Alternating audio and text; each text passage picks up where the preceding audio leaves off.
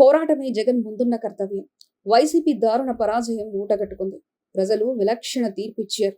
2019లో అంతులేని మేజార్టీ ఇచ్చిన అదే ప్రజలు వైసీపీని పాతాళానికి తొక్కేశారు. తీవ్ర ప్రజా వ్యతిరేకత మూటగట్టుకుంది వైసీపీ. ఆ ఓటమి బాధ నుంచి బయటపడి పోస్టుమార్టం చేసుకోవడం ఆ పార్టీ ముందున్న కర్తవ్యం. కానీ ఆ పని మానుకొని ఓటమికి సాకులు వెతుక్కోవడం మాత్రం ఆ పార్టీకి ఇబ్బందికరమే.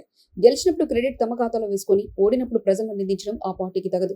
ఓటమికి బాధ్యత వహిస్తూ రాజీనామా చేసిన జగన్ ఎన్ని పథకాలు ఏమయ్యాయి, లక్షల కోట్లు పంచాం, అయినా ప్రజలు విశ్వసించలేదు అంటూ వ్యాఖ్యానించడం మాత్రం సహేతుకం కాదు. గుణపాఠాలు నేర్చుకోకుండా ఎన్నికల నిర్వహణపై మాట్లాడడం, అనుమానాలు వ్యక్తం చేయడం వైసీపీ నేతకు తగదు.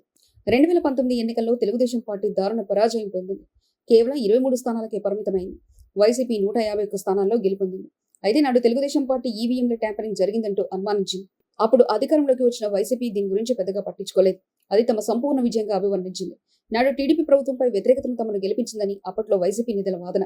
అయితే నాటి వాదన ఇప్పుడు వైసీపీ నేతలు అంగీకరించడం లేదు. టీడీపీ మాదిరిగానే ఈవీఎంల ట్యాంపరింగ్ జరిగి ఉంటుందని అనుమానాలు వ్యక్తం చేస్తున్నారు.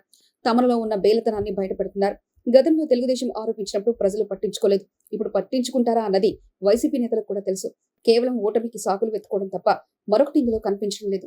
2,80,00,000 మందికి సంక్షేమ పథకాలు అందించామని జగన్ చెప్తున్నారు. అయినా సరే ప్రజలు తమను ఓడించారని బాధపడుతున్నారు. అయితే ఇప్పుడు జగన్ ముందున్న కర్తవ్యం ఆవేదన వ్యక్తపరచడం కాదు, ధైర్యం కూడా తీసుకోవాలి. ప్రజల ముందుకు వెళ్ళాలి. ఎందుకు ఓడించారో అడగాలి. ప్రభుత్వ పాలన బాగున్నా ఎమ్మెల్యేలు వేధించారా, కింది స్థాయిలో నేతలు అరాచకాలకు పాల్పడ్డారా, మరి ఏ ఇతర అంశాలు ప్రభావితం చేశాయా అన్న దానిపై పోస్ట్ మార్టం చేయాలి. కానీ ఆ పని చేయకుండా ఈవీఎంల ట్యాంపరింగ్ జరిగిందని, పెద్ద పెద్ద వాళ్లు కూటమి కట్టారని, అందుకే ఓడిపోయామని బాధపడితే మాత్రం ఒరిగేదేమీ లేదు. ఇప్పుడు జగన్ ముందున్న ఏకైక లక్ష్యం పార్టీ శ్రేణులకు ధైర్యాన్ని ఇవ్వడం, ఆత్మస్థైర్యాన్ని ఇవ్వడం. ఇలా చేయకుంటే వారు నైరాశ్యంలోకి వెళ్లిపోవడం ఖాయం. గత ఎన్నికల్లో తెలుగుదేశం పార్టీ ఇదే పరిస్థితి ఎదుర్కొంది. 5 ఏళ్లుగా చంద్రబాబు పడిన బాధలు జగన్ కు కూడా తెలుసు. చంద్రబాబు ఏ స్థాయిలో ధైర్యాన్ని ప్రదర్శించారో కూడా తెలుసు. ఓటమి నుంచి బయటపడి ప్రజాక్షేత్రంలో అడుగుపెట్టిన తీరు, ప్రభుత్వంపై పోరాడిన తీరు ప్రజా మన్ననలు పొందింది. అదే మాదిరిగా జగన్ వ్యవహరించిన తప్ప మరో మార్గం లేదు. దుష్ప్రచారం చేస్తే అది వైసీపీ మెడకు చుట్టుకుంటుంది అన్న వాస్తవాన్ని గ్రహించాలి. లేకుంటే ఆ పార్టీకి కష్టమని చెప్పాలి.